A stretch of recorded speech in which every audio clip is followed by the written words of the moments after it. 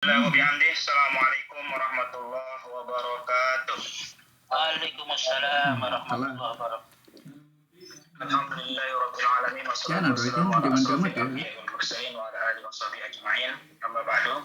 Yang saya hormati Bapak Moderator, Kiai Endang, kemudian para penanggap Bapak Kiai Arwani dan Bapak Kiai yang lainnya, saya hormati semuanya, dan para peserta yang berbahagia dan dimuliakan Allah Subhanahu wa Ta'ala. Baik, dalam kesempatan ini izinkan saya menyampaikan makalah tentang bagaimana respon masyarakat terhadap implementasi fatwa MUI Lombok, sebuah pulau yang diberi julukan Pulau Seribu Masjid. Dan pendataan yang dilakukan salah satu peneliti itu juga menyebutkan 3.000-an masjid besar dan 5.000-an masjid kecilnya. Ini artinya di satu desa itu ada banyak masjid di Lombok itu. Nah, ketika kemudian ada aturan yang dikeluarkan pemerintah ya, dan itu merujuk pada fatwa MUI nomor 14 itu, terjadilah polemik. Ada yang menerima dan ada yang tidak. Nah, yang menerima ini yang mengikuti fatwa MUI dan seruan dari Satgas Covid. Dan yang menolak ini bersikukuh pada apa yang menjadi tradisi mereka, apa yang telah menjadi hal yang sudah biasa mereka lakukan. Dan ini juga dipengaruhi oleh beberapa tokoh, dalam hal ini para tuan guru, karena memang masyarakat Lombok itu manut, sedikit-sedikit kalau sudah tuan gurunya bilang ini akan ikut itu.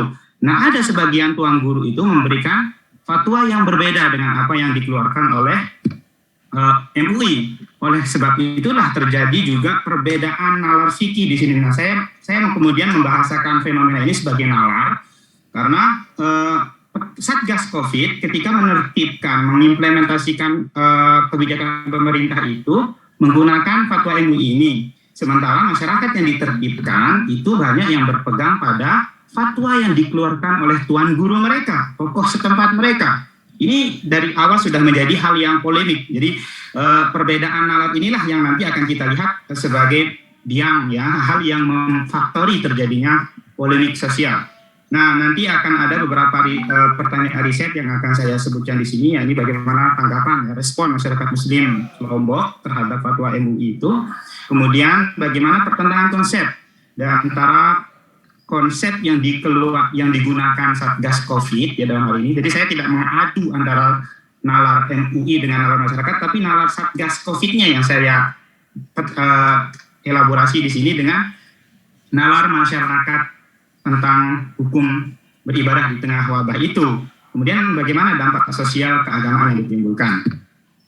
Ya, penelitian ini lapangan ya saya mengkolaborasikan library riset dan field risetnya dengan cara melakukan interview yang terintegrasi. Makanya saya menggunakan di sini metodenya itu fenomenologi. Sebagaimana kita tahu dalam teori fenomenologi, cakupan yang mendalam yang sifatnya integratif itu benar-benar menjadi penekanan.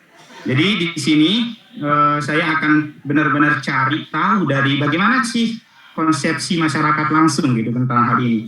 Jadi ini sekaligus akan membedakan riset ini dengan beberapa riset sebelumnya yang lebih banyak terpaku pada objek mendalam, struktur dalam dari fatwa MUI, tapi ini lebih fokus kepada bagaimana fenomena yang dimunculkan ketika implementasi fatwa MUI itu terjadi. Baik, sebagai gambaran konstruksi sosial masyarakat Muslim Lombok itu secara fikih langsung ya saya tembak itu memang cenderung ikut apa yang dikatakan oleh kiai atau tuan guru. Jadi kilpas pokoknya masalah apapun ketika ada problem sosial, problem keagamaan, urusannya dengan fikih maka mereka akan merujuk kepada fatwa tuan guru.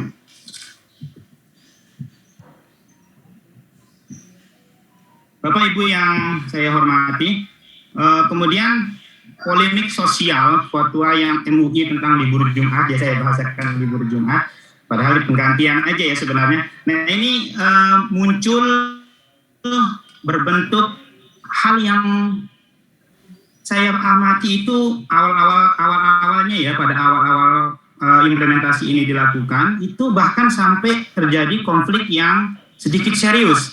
Bahkan di beberapa desa di Lombok Timur itu saya dapat kabar mereka berangkat sholat Jumat itu membawa parang gitu ya, membawa senjata. Kenapa kok begitu? Tanyanya nanti kita di sweeping sama TNI atau polisi, kita lawan gitu. Ini kan sebagai polemik yang muncul akibat penerapan atau implementasi fatwa itu. Meskipun MUI mungkin terlepas dari tanggung, karena ini kan udah di tangan pemerintah, tapi tetap saja karena pemerintah menggunakan produk hukumnya MUI, jadi ini terkait juga dengan bagaimana seharusnya nanti kita lihat implementasi fatwa MUI.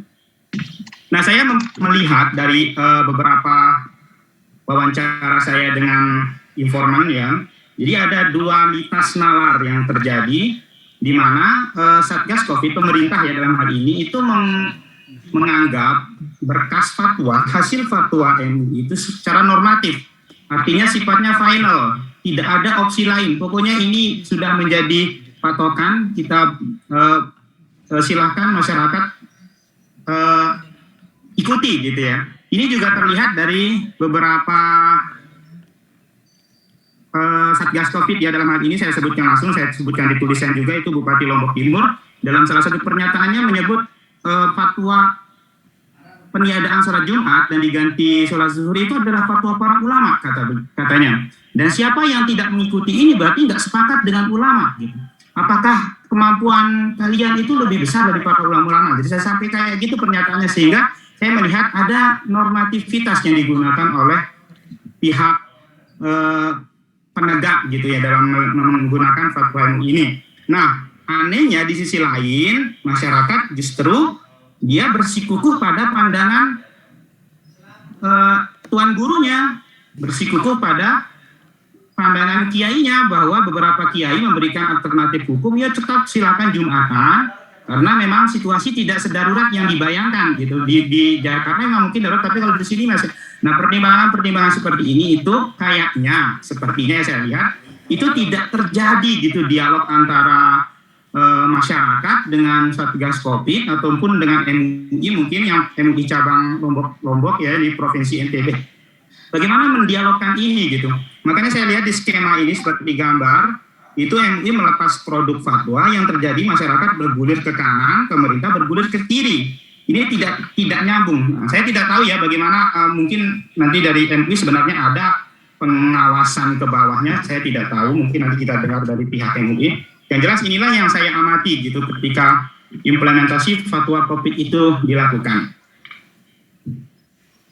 Kemudian, nah ini sebagai tawaran pribadi peneliti ya, setelah saya melihat mengamati, jadi perlu nalar fikih yang inklusif, yang dalam arti ini dia dipegang sebagai paradigma oleh setiap orang, baik dari kalangan MUI, kalangan pemerintah maupun kalangan mujtama masyarakat, sehingga terjadi dialog yang terbuka gitu. MUI ketika melepas SK surat keputusan tentang sebuah fatwa, seharusnya juga barengi dengan sosialisasi bagaimana MUI pusat kemudian mengkoordinir dengan MUI cabang misalnya, kemudian MUI cabang juga lebih dalam ke tokoh-tokoh terkait, bagaimana didialogkan gitu hasil fatwa itu sehingga tidak terjadi hal sebagaimana di atas itu. Makanya saya tawarkan skema dialognya itu seperti ini. Jadi MUI melepas fatwa, jadi pemerintah juga menerimanya, masyarakat juga ini. Kemudian saling dialog itu tetap terbuka. Jadi arah panah yang saling berlawanan ini menunjukkan bagaimana MUI terbuka, pemerintah juga terbuka, masyarakat juga terbuka. Sehingga nanti ke depannya ketika ada fatwa-fatwa yang serupa, kita bisa meminimalisir ya, meskipun tidak mungkin ya, kita mungkin tidak bisa menampik untuk tidak ada konflik, tapi setidaknya itu akan meminimalisir konflik yang terjadi.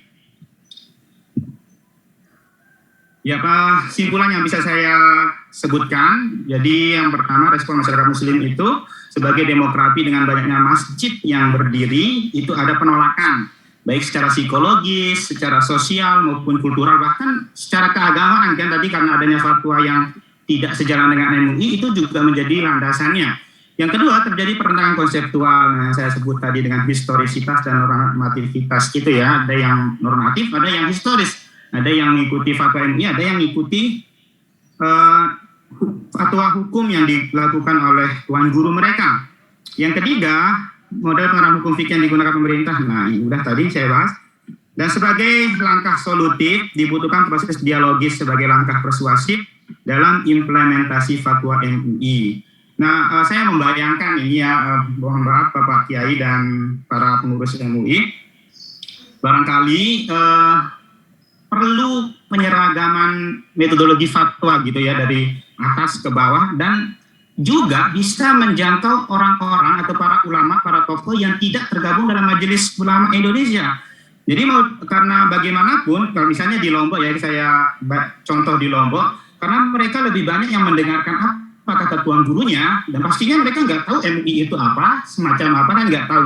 Nah, bagaimana MUI merangkul para tokoh-tokoh yang ada di Lombok itu, jadi sehingga ketika ada fatwa, itu bisa diseragamkan gitu nalarnya. Jadi seragam, mungkin ada pelatihan metodologis gitu ya dari MUI, nggak tahu ya apakah ini pernah ada atau enggak, saya juga tidak menjangkaunya secara statistik. Jadi bagaimana MUI cabang itu mungkin dia membuat agen-agen yang menginisiasi gitu ya, model kayak tuan guru direkrut, kiai ya kalau bahasa Jawa di Jawa, di Lombok tuan guru itu direkrut dan untuk dilakukan pelatihan metodologi hukum, sehingga ketika MUI nanti mengeluarkan fatwa, jadi ada keseragaman. Jadi tuan guru juga memiliki frame yang sama tentang nalar yang dibuat MUI. Nah, ini bayangan saya.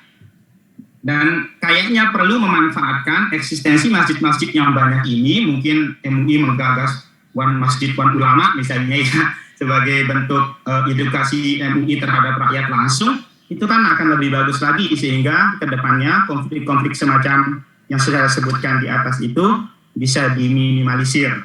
Mungkin itu saja saya sampaikan, mohon maaf atas kekurangannya. Allahumma muwaffiq ila sabilir rasyad wa huwal muwaffiq ila aqwamit thoriq. Assalamualaikum warahmatullahi wabarakatuh.